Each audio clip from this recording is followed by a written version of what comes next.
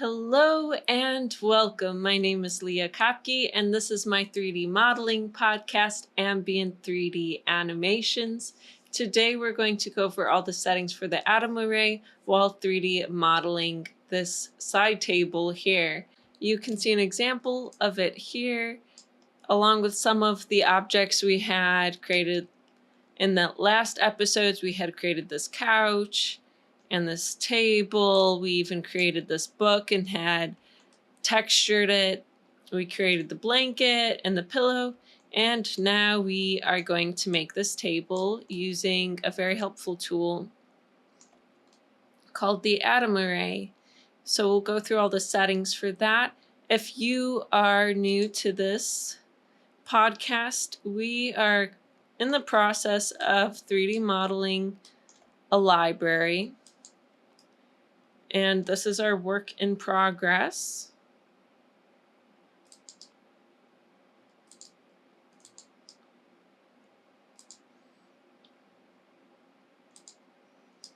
So that's what we're working on here today.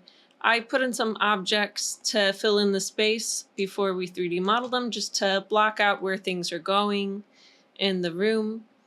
So let's go back over here. This scene's a little bit lighter, and it also has the couch that we had worked on before, so it gives a good sense of scale. So I'm going to be 3D modeling within this scene here. The first thing to do is to drop a cylinder into your scene, and we're going to make another one of these little tables here using the atom array. And what we'll do is we'll adjust the radius to be 6 inches. And you can choose other dimensions if you'd like. If you'd like to work in centimeters, you can. You'll be able to find your units. Again, if you use Control D or Command D, if you're on a Mac, and you'll see your options here for different units. And you'd need to change it there. You'd also need to change it under Edit Preferences. Under your units, just make sure that the display name for your units matches what they actually are in terms of project scale in here. That comes in more helpful with dynamics, but it's good to be aware of. Over here, our cylinder, we want this to have 32 rotation segments, and we want the height to be about 24 inches. So we have the basic shape of our table here. So the cool thing about the atom array is how it uses the edges and the polygons to create spheres and cylinders. So let me show you a little bit of what I mean. So I'm holding a click on our subdivision surface here so that I can select our atom array. And if we make the atom array a parent of the cylinder by dropping this in here, you'll all of a sudden see this looks quite a bit different. So we have some options in here. We can adjust our sphere radius. So I'll choose 0.2 for right now. And I'll reduce the cylinder radius to 0.1, so that it's a little bit easier to see. So you can see that what the atom array does is it adds a sphere on every point of the mesh, and it adds a cylinder along every edge. So everywhere there's a point, you can see there's a sphere, and everywhere there's a cylinder, everywhere there's an edge, it'll add a cylinder. Now, I think this is kind of interesting because it almost makes it look like it was welded together if you make something really subtle. Like, let's try making this one 0.1 and try making this one 0.11 or something like that. And then all of a sudden it looks like there might be a little bit of a weld mark there. So I think that's interesting. So here you can control your sphere radius and your cylinder radius. You can also adjust your number of subdivisions.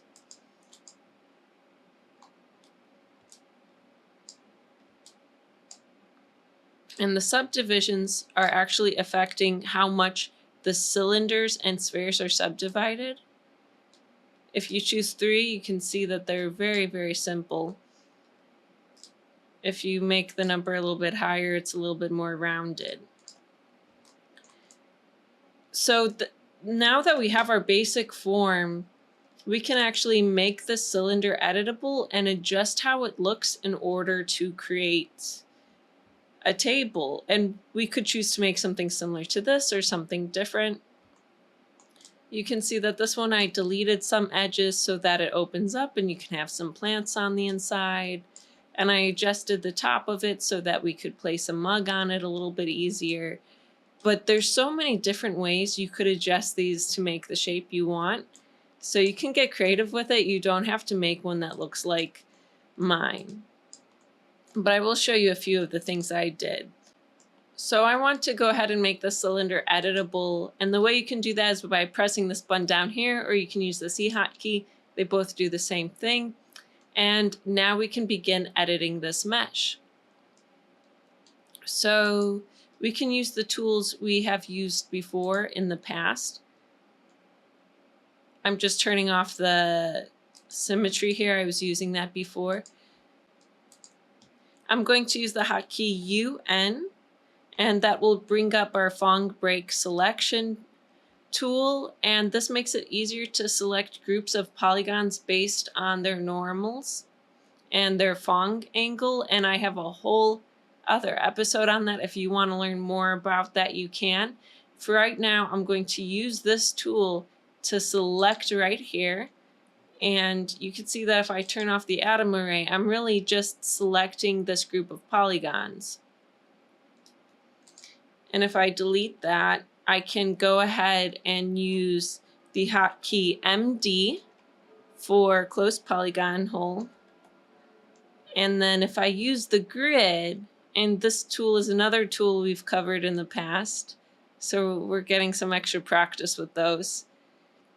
Then we can click in here and it'll make a grid formation in order to fill that hole. So that was how I made this formation here, which makes it look like it's welded metal together to make this table, which I think is a really interesting way to go about it. You can select edges and move them.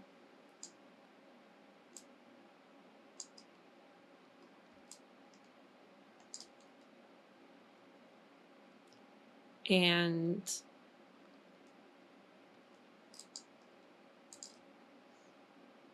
it's a pretty cool tool.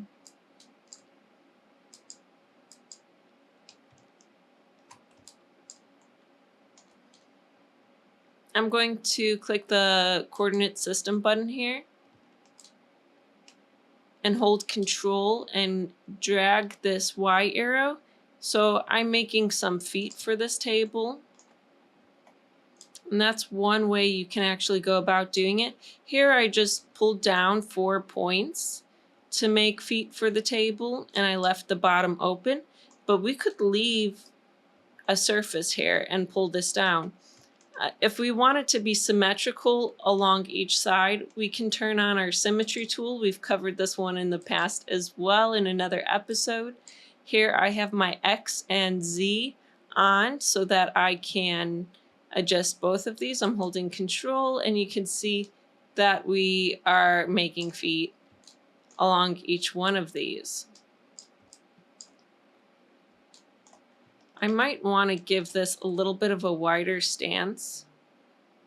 So I'm going to grab these.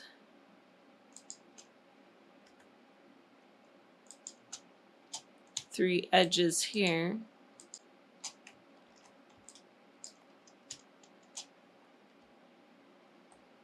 With the selection brush. You can make it larger with the right bracket key. So I'm going to do that just so that these are a little bit easier to select. And I have those 3 selected, and it should be symmetrical. I'll hold Control and bring these down. And then I'll use the scale to make these a little bit narrower. And this looks pretty nice. Now we have some different feet from that one, but they're similar enough where it looks like they go together.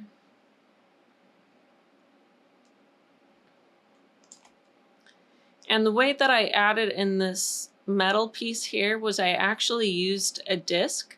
So you can find that in your primitives by holding a click here. And you'll see this option disc. If you want it to be in the same place as your cylinder, you can drop it underneath the cylinder. And with this button having your coordinate system open, you can click Reset Transformation and then bring the cylinder back out again. We can change the outer radius to 6, and it'll add this in here, right perfectly in the center. And we can even duplicate it holding Control and bring this up. So now it looks like we have 2 shelves inside of here, in addition to the base, the bottom. We can group these together and name these shelf. If we'd like to go ahead and give some thickness to this, we can use the thicken tool, another tool we've covered in another episode, the settings for it, and that'll give us some thickness here. I'll adjust the thickness to something like let's try 0.02, and this will actually have some thickness to it.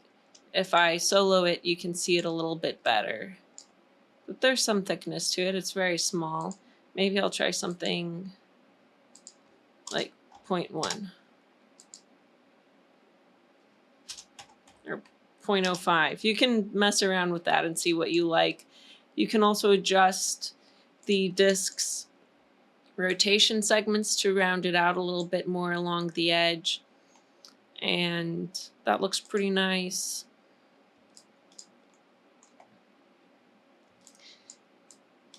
We can make the bottom more like this top or this top here by doing what we did before. We can use polygon mode UN to select this group, delete it, and it'll be a little bit hard to fill that again with MD since we have these legs here and it won't be sure how to calculate that.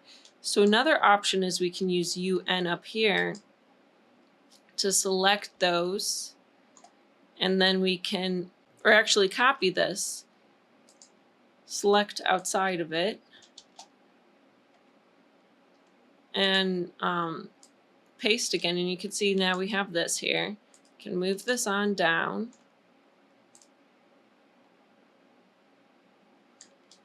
Here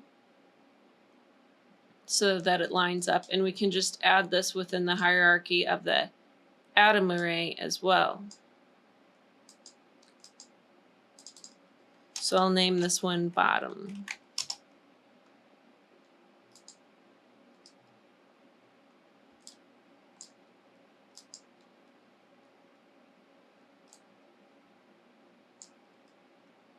I'm going to turn off the atom array here for just a second.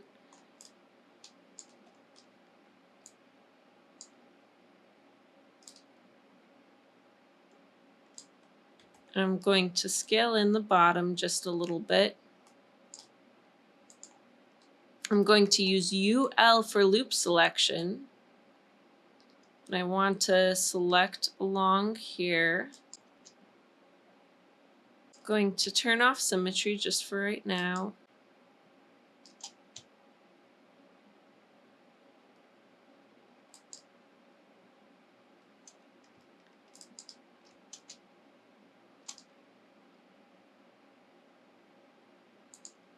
I'm hitting the solo button just for a second. What I want to do is just click along here and select all these edges so that I can use the Stitch and Sew tool to bring these together.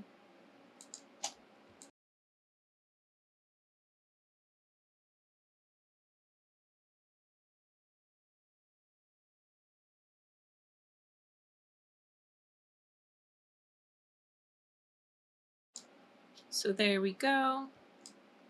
I'm just going to double check that I don't have anything missing from the selection. We have these here. Okay.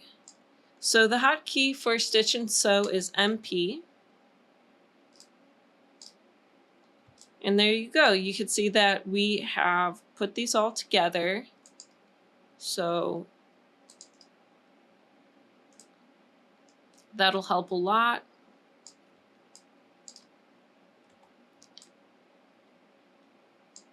If you would like to flip these polygons so that they're orange, you can right-click on them and choose Reverse Normals, and now the outside is orange. I'll turn back on the atom array, and now everything's connected in here. And it works. Going to unsolo. Now we have a family of form with two different side tables, but they look like they go together. And we can even texture them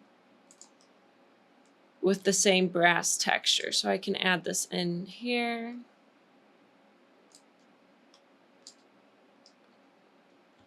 And now they're both that nice brass texture.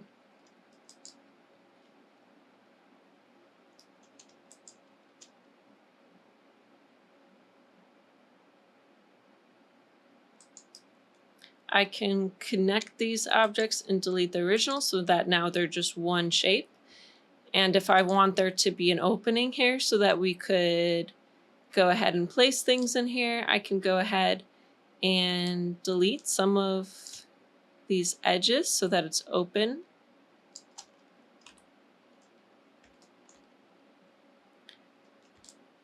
And now if someone wants the functionality of placing something in there, they can.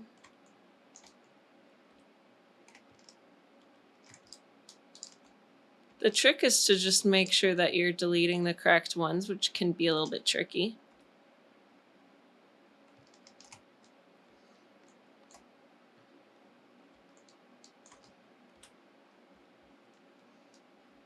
Something like that. So this looks pretty nice.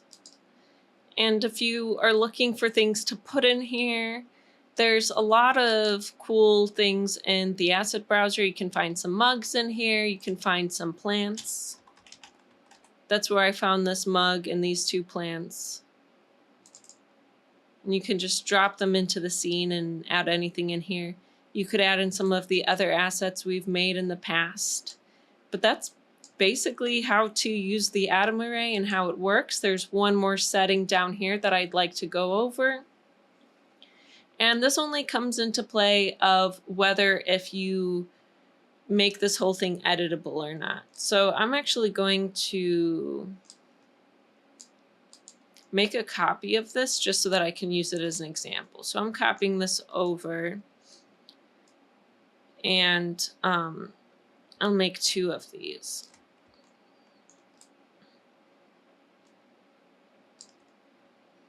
If I select single elements for this one and hit the C hotkey or click this button to make it editable,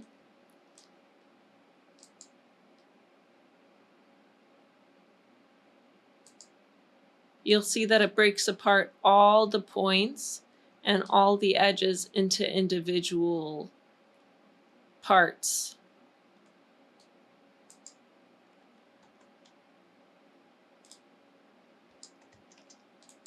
So you could move them separately from each other. Now for this one, we don't have single elements turned on, so if we hit C to make it editable,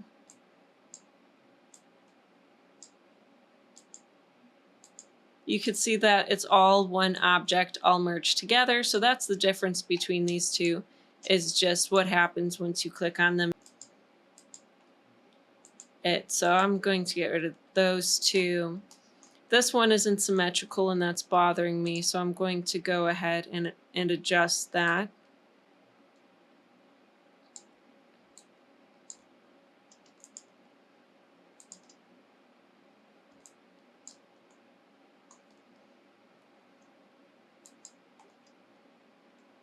It looks like I accidentally deleted this one here.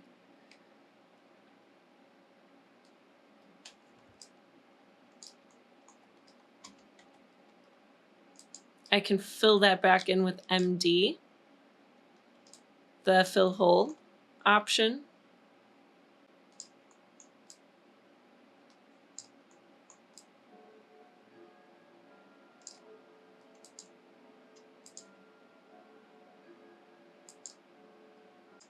So there we go. This table's a little bit more symmetrical now, so I like that.